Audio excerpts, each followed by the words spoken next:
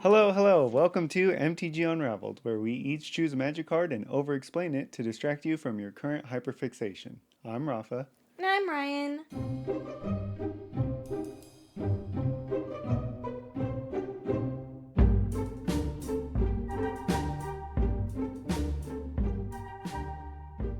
Thanks for joining us again today. As usual, we have each picked a card that we think has something interesting you may or may not know about it. So let's go ahead and start off with guessing your pick today.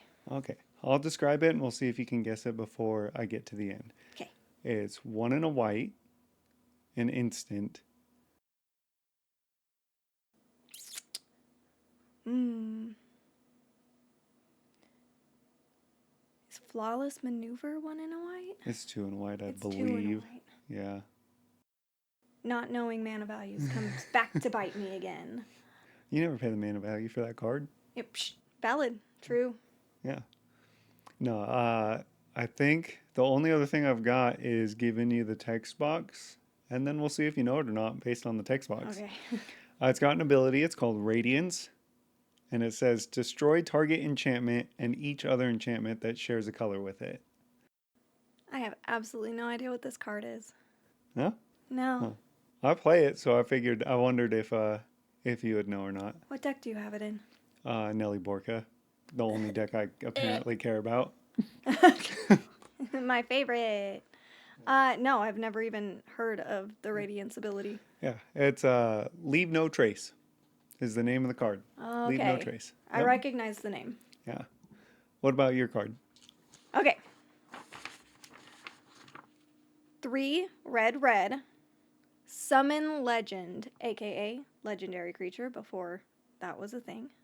Oh, so not like the summon from Final Fantasy, because that's what I was thinking. No, think Eladamri in Lathril. Elder Dragons. Yes. They say summon legend. Summon Legend. Legendary creature, human rogue. 3 red, summon legend, legendary creature, human rogue. Neheb. Neheb's not that old, I don't think. Maybe OG Neheb. No. I don't know if there is one that's old. No? I don't think so. I don't know. It's a 3/3, and it's a common rarity. It's a summon legend and it's common? Mm-hmm. It's old. I didn't even know that was a thing. A 3/3 for 5? Yeah, of course it's an old card with, I'm assuming, no ability. Maybe it's got an ability. I don't know. I don't know it. Yeah. Yeah, I absolutely didn't think you would know it. This would be Hoven. Yep. Joven? Hoven? Who knows? It's from Homelands. So very, very old. Now, a little trick today. I actually have a second card that I'm going to talk about with Hoven. First, I'll read Hoven's flavor text. It says, Hoven, you're almost as good a thief as I, but Aaron hates you even more. Chandler. My second card is Chandler. He is a 4 and a red summon legend, 3/3, common, also from Homelands. They were printed together, and the reason that I chose these cards is for the flavor of the two of them. They got beef. Yeah. No, they are partners. What? Oh, really? They're like partners in the lore sense. But not like Halana and Elena. No, partners. they do not have the partner ability. They just, in the lore, work together. Halana and Elena are one card. Oh, right. Yeah. But they also have their own separate cards. But they're just partners. Yeah. Not like that. That's what I was saying. Just like that. Oh. These two cards? No. Oh. Now I'm so confused. Okay. Anyway, so let's go ahead and we can get into talking about your card. Okay, so I'm going to explain how it works exactly just to make sure that it's understood. So obviously, once you cast a spell, you target it when you put it on the stack. So you target an enchantment. It could be any enchantment. It could even be your own. It doesn't say an enchantment that an opponent controls. When the card resolves, so after everyone's got priority, you destroy each enchantment, including any of yours, that share a color with the targeted enchantment. So that's probably why it's a common, because if you have an enchantment and there's an enchantment on your opponent's board, it's going to get rid of both of them, not one of them, which is bad in a 1v1 setting if you're in the same colors, I guess. If they share a color. Yeah, if they have the same color. it can remove multiple Rhystic Studies and Mystic Remorse though, was my thought. Like if you hate Rhystic Studies and Mystic Remorse, for 2 white, you just get rid of any of them that are on the battlefield, assuming those blue players don't do anything to stop that. True. And it can also remove an entire board of enchantments with Hexproof or Shroud. So if you're playing against a green white deck and there's a green white enchantment Sterling Grove that gives all of your enchantments Shroud, so nobody can target them. Mm-hmm. But if another one of your opponents or even you have a green or a white enchantment, you can target that one with this card and destroy any of the green or white enchantments. That's smart. Yeah, which is pretty sweet. Yeah, that is pretty cool. Yeah. I always enjoy finding ways to get around like hexproof, shroud, well, not indestructible, but Yeah, this one doesn't, but it there does get are around ones. Hexproof and Shroud for opponent stuff if there's another enchantment with the same color on the field. So I run this card, like I said, and even if it only hits 2 things, 2 mana for 2 of your opponent's permanents and commander is pretty good. That's a pretty good rate. Yeah. I mean, we run 2 mana single targeted removal. Like I Yeah. really like Terra Sunder. It's an exile effect, so there's pluses and minuses to both. But 2 mana for even hitting just one thing's really good, and everything above that is just even better. And I feel like this card just isn't played enough. That's why Yeah. I chose it. It was first released in Ravnica, City of Guilds, which was back in 2005, so 20 years ago. Which is No, don't yeah. say that. Yes, 2005 was 20 years ago. The Xbox was still the best console out. Ouch. Actually, I don't know. Maybe the 360 was out by then. I have no idea. Yeah, I don't know. This card has never been reprinted, and I mean, it really doesn't need to be. It's cheap. It's under $1. It's a penny card.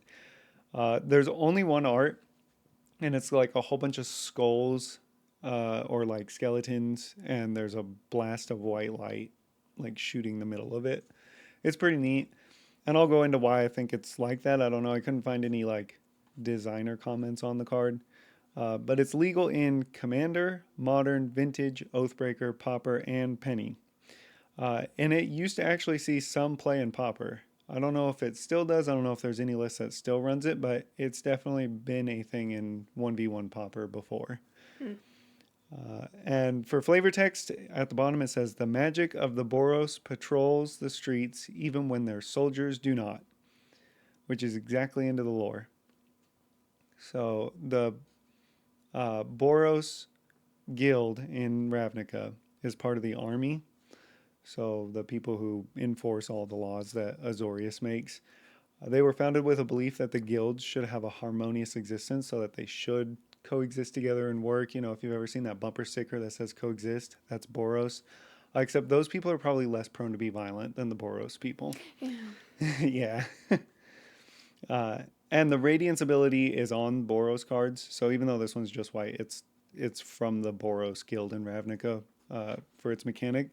And it's supposed to represent balancing the power on the plane of Ravnica, even if it is at a violent expense to do so. That's Sounds kind like of Boros. yeah, that's their vibe.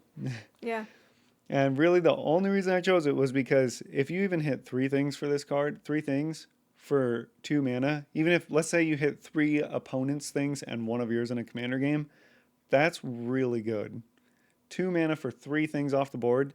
You've got a Blood Chief's Ascension online, and my opponent just dropped a Black Market Connections. You pay 2 mana to get rid of both those things. That's a pretty good card. I think it should see more play than it does. It's only in 1,500 commander decks online. Yeah, I think the thing is that a lot of commander players, me being one of them, I have a really hard time with losing my own value, but there are plenty of times where it is absolutely worth it to say, you know what, I'm going to lose this one value piece, but I'm going to get rid of 2 or 3 of my opponents. You're still coming out ahead by losing your one compared to theirs. So you have to weigh it out.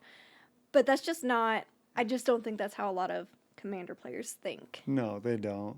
Yeah, no, I agree. And I mean, it's not a perfect thing, but if you're not in an enchantment strategy, I mean, you're not even going to have an enchantment out every time this card's in your hand. Oh, yeah. Not even close. So I mean, very little downside, in my opinion. It doesn't go in every deck. I'm not saying that. But if you only run 5 enchantments in your deck or less, 5 to 10 even, maybe somewhere around. I don't know what the number would be to statistically make it worth it. But if you only run a few enchantments and it's not your main strategy, and you're only in 2, 3 colors, I mean, there's a good chance that you're going to want to remove something with this that's not even in your same color. And if you get rid of something else too, that's just extra. Yeah.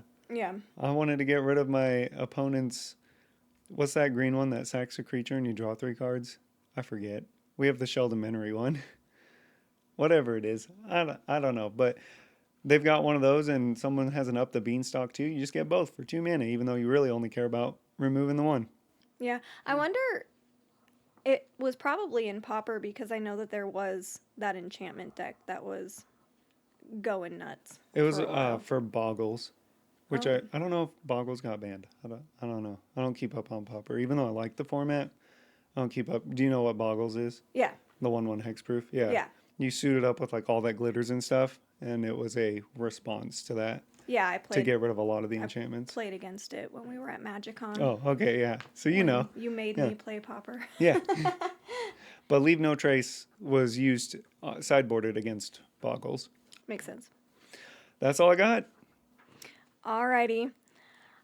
So getting into mine, let's go over exactly what these cards do. I will forewarn you, they're terrible cards. That's it. They're My just favorite. bad. So we have Chandler, whose text box is red, red, red, tap. So you're already paying 5 to get him onto the battlefield. Then you have to pay 3 more, specifically red pips, tap him, destroy target artifact creature. Wow. Very specific. And then Hoven's is red, red, red, tap, destroy target non-creature artifact. You can hit all the artifacts between the two of them. Yes. So these cards were, I'm just going to kind of talk about them as a package deal. They're around the same when it comes to a lot of this stuff. But the card was first released in Homelands, which was released in October 1995. Wow. 30 years. 30 years ago. Jeez. Was Oh. I alive then? Yeah, I don't want to talk about it. It was the 7th Magic expansion to be released, and it was the second expansion of the Ice Age block until July of 2006 when it was removed and Cold Snap was added back to that block. Which is where my card came from last episode. Yeah. Homelands is frequently panned as Magic's all-time low in card design. Oof. Hence the terrible creatures. But it has been praised for its setting and flavor, which is why I picked these cards. I was going through my random Magic card, came across Chandler first, and looked at the card and went, ew, who is that guy? What is this? And started looking it up, and the flavor of it really is good. The lore, it's all very connected. It's very rich and full. We'll get into that in just a minute. You mean to tell me there isn't a Friends secret layer drop coming with Chandler on the card? I'm kidding. That would be awesome. What? It's not close enough to Magic. No, it's not.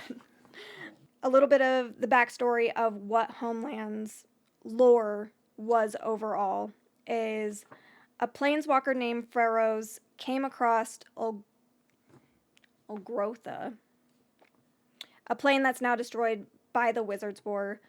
He met another planeswalker, Sarah. They got married. They worked to restore the plane and to protect it. However, Pharaohs died in a lab accident, and Sarah said, "Screw it, I'm out," and abandoned the plane. The civilizations of the plane started to fight each other, and the vampire, Baron Sangir, which we know from Magic cards. Yes. Was Sarah, too. And Sarah. Yeah. Was preparing to take over the plane. So that's what's going on through all of this, and our two little guys are just existing on the plane. There are absolutely no reprints. Wonder why. Missed opportunity. They're kicking rocks. They're destroying art. They're kicking rocks. Oh, yeah. I can't believe it. I need another reprint. Actually, I think they need to be reprinted simply for the fact that I'm going to be honest, like a lot of older Magic art, they're just kind of weird. Yeah, oh yeah, I bet. So Chandler is just this super duper creepy, middle-aged looking guy. Like, I looked at the card and I was like, please don't look at me like that, sir. I'm so uncomfortable. He looks. You're, you're going on a walk and he's like, we got to take a different route. I'm not supposed to be within 30 feet of a school. Yes, exactly. That's exactly what he looks like. And then Hoven looks like he might have some secret late night hobbies. He's wearing a leather vest and gloves, has some black eye makeup on. You can't fool me, my guy. But it's okay because we don't kink shame here. So No, we came across him downtown Boise a year back. yeah, yeah. The card art is just interesting, Yeah. to say the least. It's what caught my attention, so there's that. But not something that I would be like, hey guys, look at this really cool card. The cards are legal in Legacy, Commander, Vintage, Oathbreaker, and Pauper. But they don't see play anywhere, I bet. But again, it's Yeah. not really used. According to EDH Rec, Chandler is in 109 decks, Wow. and Hoven is in 102 decks. More than I expected for either of them, to be honest. It's got to be like bracket one, something weird Yeah, going on. people are doing Yeah. some weird stuff. Yeah, it's not there for any sort of power. No. Both of the cards sit at about 25 cents. There's only one version of them, so that's it. And really, they're 25 cents because nobody will sell a Magic card for less than that. Yeah. Yeah, that's it. Yeah. That's, yeah, pretty much the minimum. Explaining the cards in the game, they're pretty self-explanatory, and they're really just bad at this point because it seems like they're just too narrow to really be useful, and I think that's the majority of why it's not seen. Like, having a creature that specifically only removes artifact creatures, well, that's not ever going to be useless. No one's going to do that for 5 mana to drop the creature and then 3 mana every time it happens. No, I was just talking about a 2-for-1 being like playable most of the time. Right. Yeah, three mana for one thing. No. And then they're also very pip intensive. So not only are they both very specific on what they can get rid of and expensive, they're pip intensive. So unless you can regularly have several red open for that ability, that it just makes it a very narrow list of decks that you could put it in to start with. They're in there for funsies or something. They're not in there for Yeah. for even the removal, probably, really. Yeah. I mean, No. yeah. And there's absolutely no rules text associated with the cards because they are extremely straightforward and nobody cares. Yeah. So, now, into the interesting part of why I actually picked these cards, which is the lore. So Chandler was one of the best well-known rogues in the homelands. He was obsessed with liberating magical toys and mechanical devices from their owners, aka Search Ranger. he stole things. His preferred target was the wizard school on the floating island. The wizard spawn of the school had placed a bounty on Chandler's head for stealing a ring of keys that were used to alter the mechanisms of clockwork creatures, which I hadn't read yet, but it goes back to Chandler's flavor text, which says, "Never brag about the latest wonder you've created, students. Chandler might be listening," said by the wizard savant. So again, this set was very flavorful. You could find little bits of all of it in there. It wasn't just random pieces of quotes or lore that were only kind of related. It was very on point. Chandler sold his stolen goods to an anonymous buyer for high prices, but didn't know that he was indirectly working for a minion of Baron Sengir. So he really was just like a regular dude, stealing stuff, trying to sell it, but was helping the big bad that was going to take over the plane without knowing. So that's why don't ever do things without knowing what you're doing. $20 Kids. is $20. That was his motto, for sure. And really, he didn't get much profit off of it. Hoven, on the other hand, was also a master thief known for his ability to talk his way out of tight situations. He was best known for stealing jewelry and other valuables and fencing them off to others for little profit. So, going back to what the cards do, Chandler stole things that had to do with artifact creatures, Yeah. hence why he destroys them.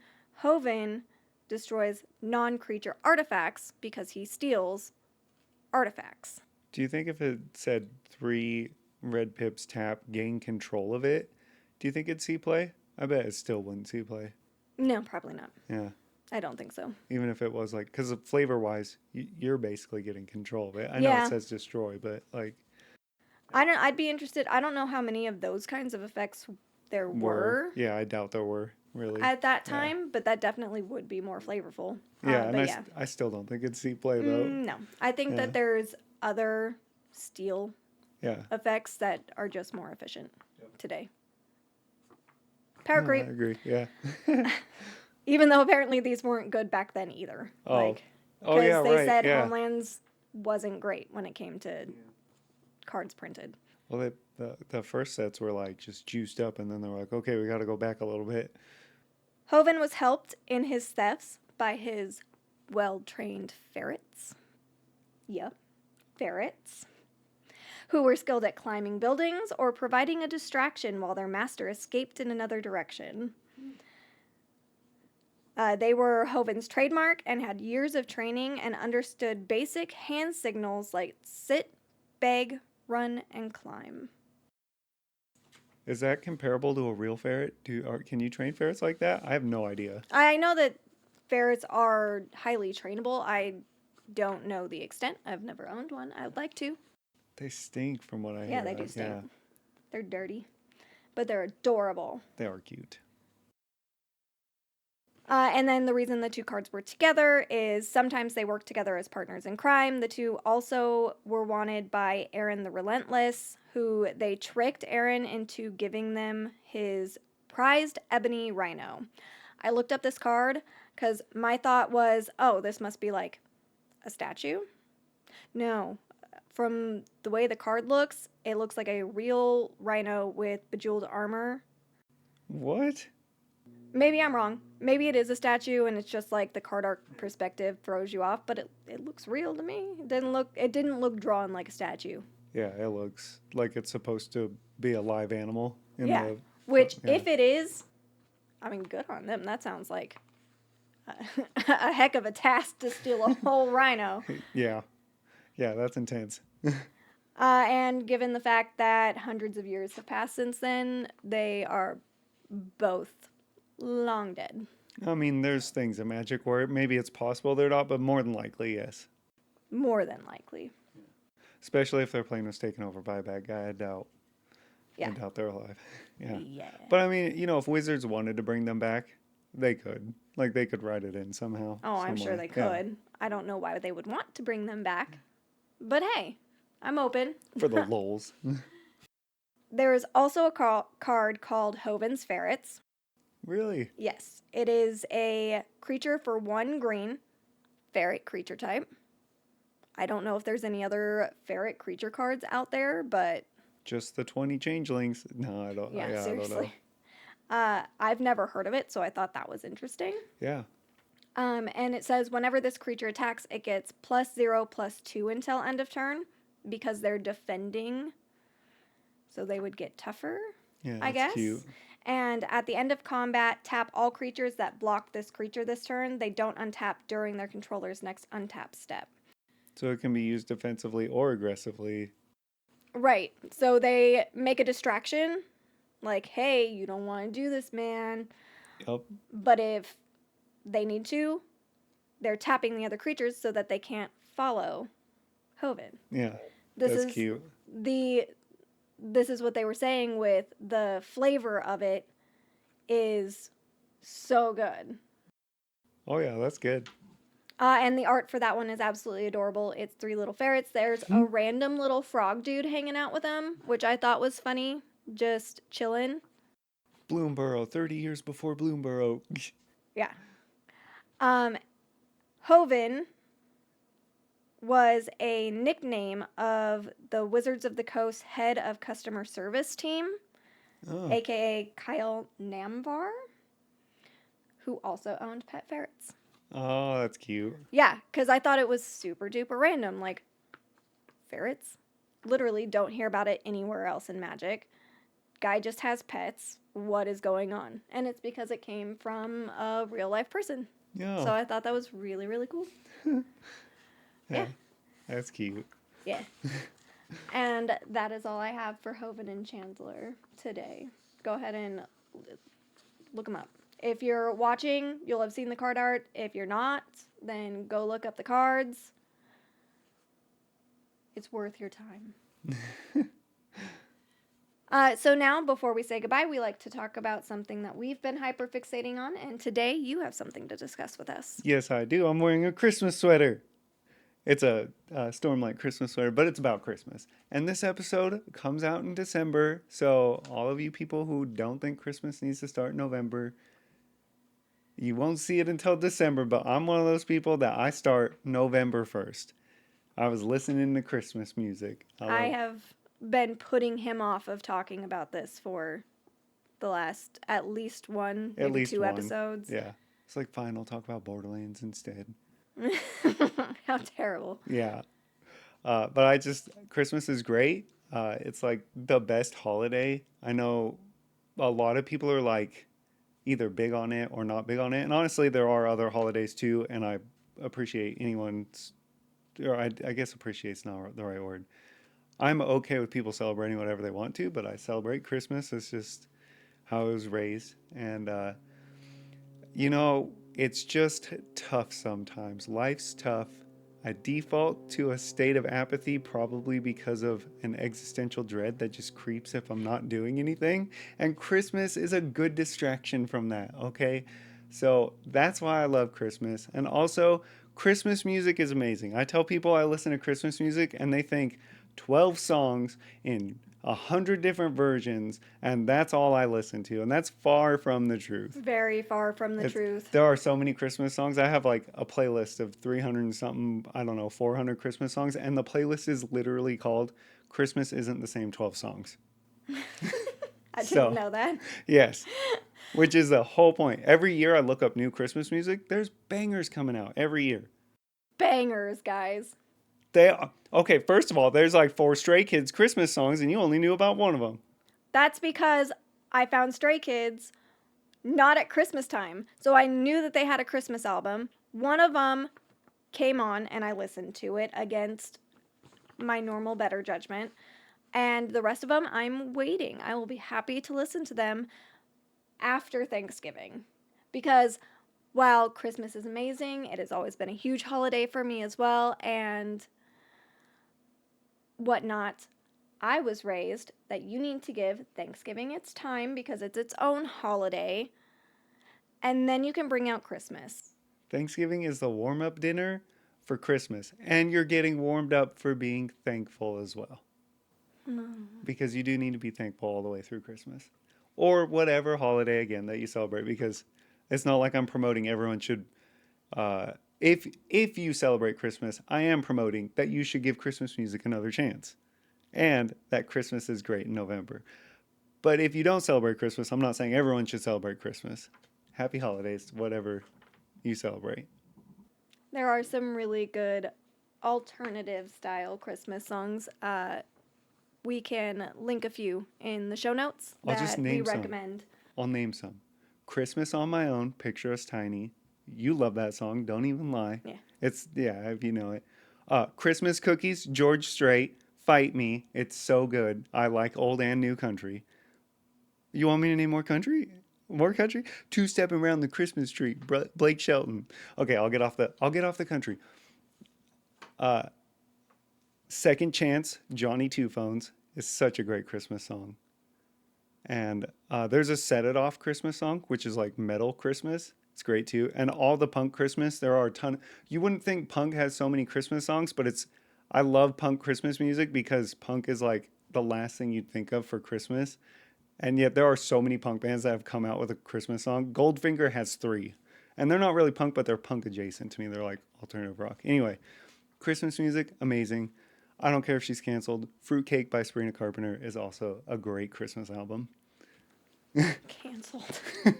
Everybody can calm down. Yeah, so anyway, I'll quit ranting about Christmas and Christmas music. Where are you on the internet?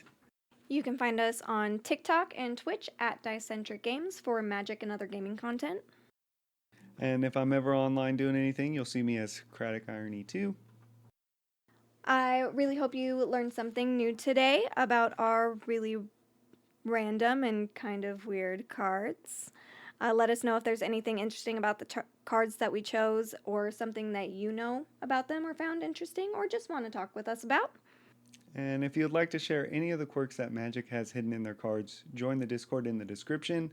If you have questions or suggestions for the show, please leave a comment or send us an email. We would absolutely love to hear from you guys. Thank you, everyone. Enjoy your week. Click all the buttons, please. Do all the things. And we'll see you next time.